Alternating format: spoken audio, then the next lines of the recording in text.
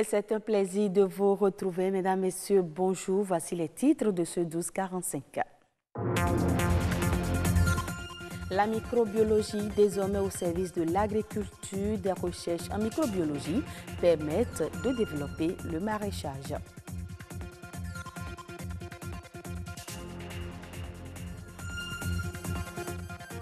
Une agriculture bio est gage d'une alimentation saine. Karamata Gbatao nous amène dans une exploitation agricole bio.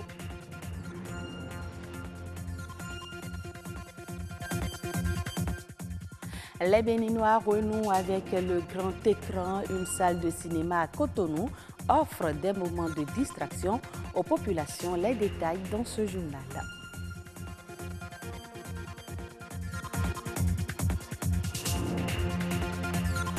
Je l'annonçais dans les titres, utilisée beaucoup plus dans le secteur de la santé.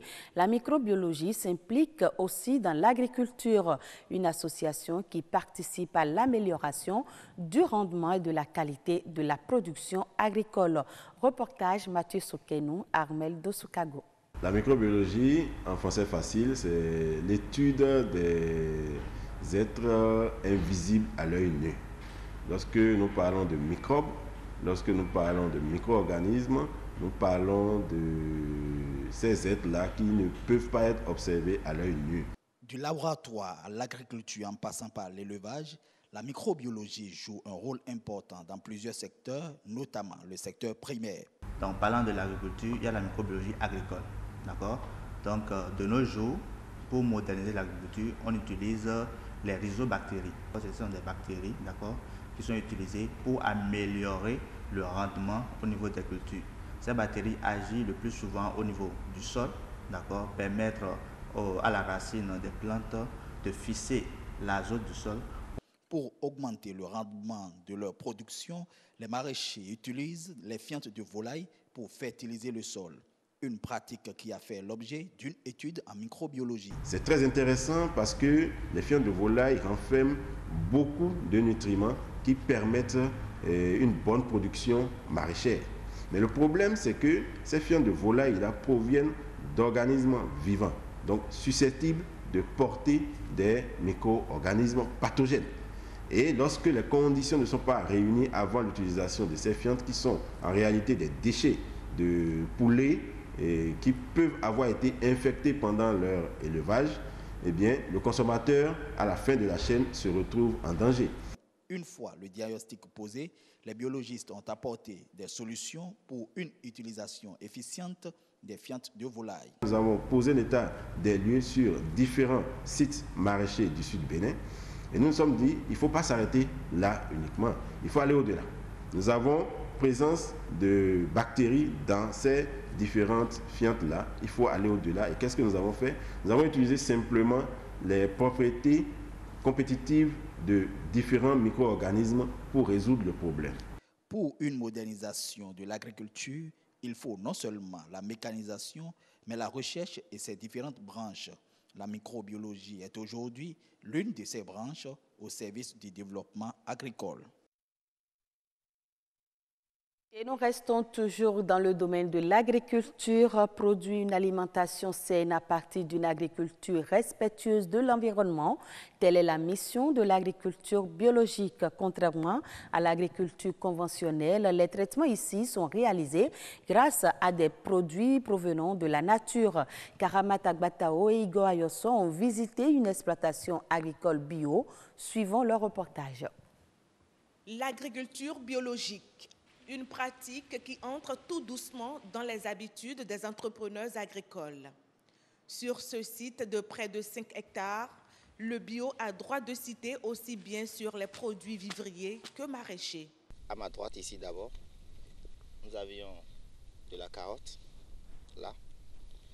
Ensuite, à ma gauche, nous avions aussi un peu de tomates, du piment long appelé pili-pili, et de la menthe.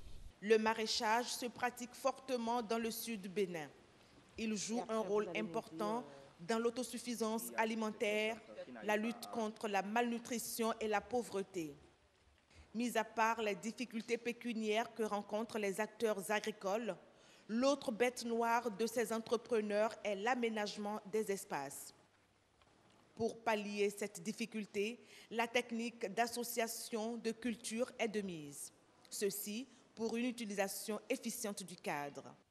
Lorsque nous mettons le piment à des distances données, il faudrait mettre en association une autre culture pour pouvoir utiliser l'espace convenablement. Donc c'est pour cela qu'on a associé le fort-tête et le piment, puisque le piment a un cycle long de 5 à 6 mois environ, tandis que le fort-tête est prêt en 1 mois et demi. Les insectes constituent les principaux parasites des cultures maraîchères. Pour donc mener les plantes à bon port, un suivi régulier et strict s'impose. Ici, comme vous pouvez le constater, cette plantule a jauni. Ce n'est pas dû au manque d'eau, mais plutôt dû à l'attaque des insectes. Mais ici, étant donné que nous faisons du bio, nous utilisons la cendre que nous mettons dans l'eau, que nous diluons avec du savon coton, que nous épandons pour le traitement. Chaque 3 jours, jusqu'à ce que nous retrouvions, jusqu'à ce que les plants aient satisfaction. Lorsque ça ne marche pas, nous utilisons l'huile de Nîmes. Et nous reprenons la même chose. Chaque 3 jours, on refait le traitement. Parfois ça marche. Et lorsque ça ne marche pas, on est obligé d'arracher le plant pour que ça ne contamine pas les autres. Le maraîchage est une culture d'avenir, porteur d'espoir. Il urge donc d'y apporter une attention particulière. Autre élément dans ce journal, le pain revêt en général une grande importance dans les habitudes vestimentaires en Afrique. Il fait également partie des éléments qui différencient l'Africain des autres cultures. Découvrons quelques motifs du pain africain avec Elonia Dalmeda. Tout en couleurs et agrémenté d'une multitude de motifs. Au rang des divers tissus africains, le pain imprimé est roi depuis des générations. Nos clients, ils aiment le pain parce que c'est un pain que nos arrière-grands-parents ils ont déjà utilisé, surtout nos grands-mères. Outre la tradition, le pain africain est avant tout une affaire de rapport qualité-prix.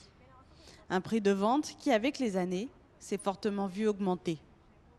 Le pain africain coûte un peu cher par rapport à avant. Parce qu'avant, avec 12 000 francs, on a la demi, les CIA.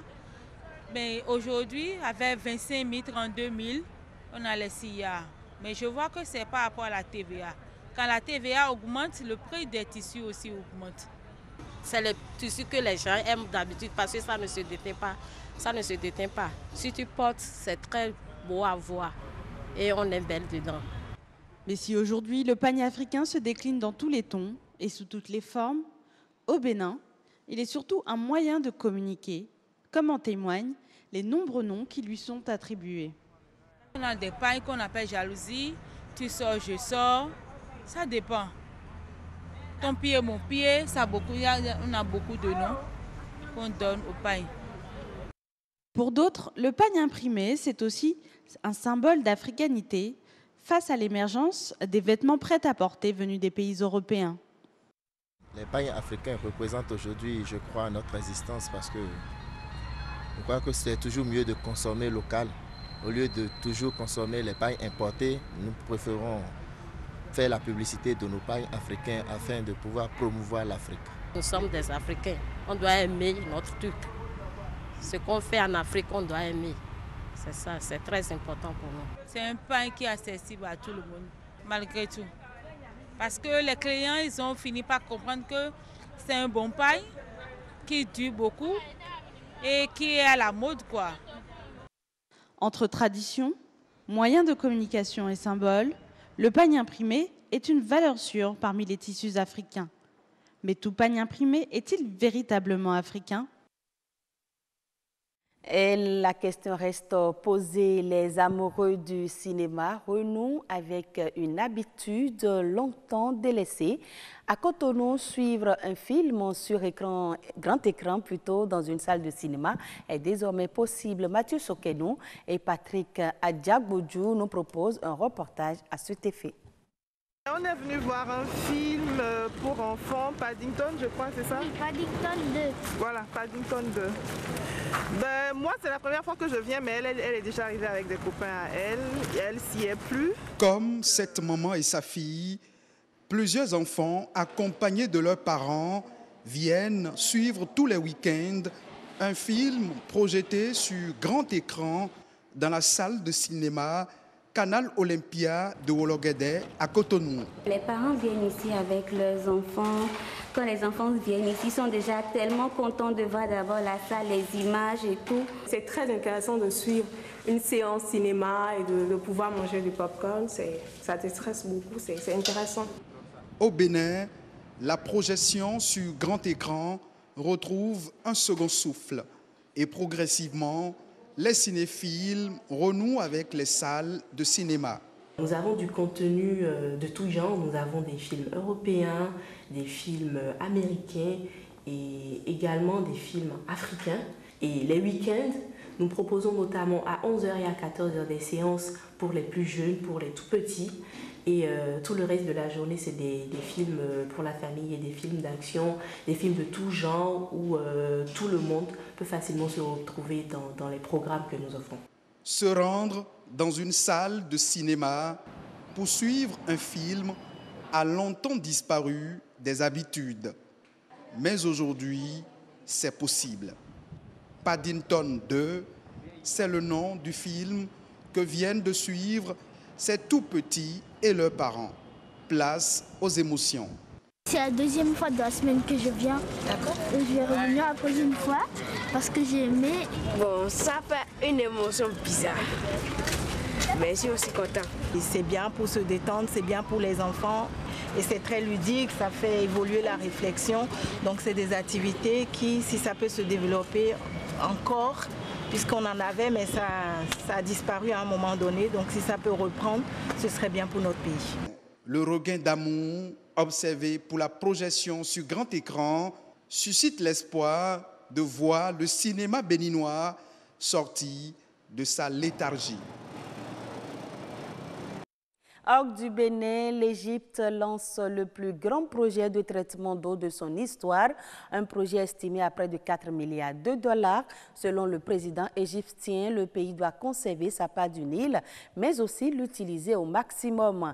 Il faisait ainsi allusion à une éventuelle pénurie d'eau qui pourrait intervenir si l'Éthiopie commençait à stocker de l'eau derrière son grand barrage de la Renaissance construit sur le Nil sans parvenir à un accord préalable avec l'Égypte. En effet, alors que l'Éthiopie estime que le barrage de la Renaissance n'affecterait pas la part d'eau revendiquée par l'Égypte sur le Nil, le Caire craint par contre que cela entraîne une réduction permanente de son quota en raison de l'évaporation du réservoir. Et malgré des pourparlers qui sont toujours en cours, aucun accord final n'a encore été trouvé sur la question. Mesdames, Messieurs, ce sera tout pour ce journal. Merci de nous avoir suivis. Excellente suite des programmes de la chaîne du développement.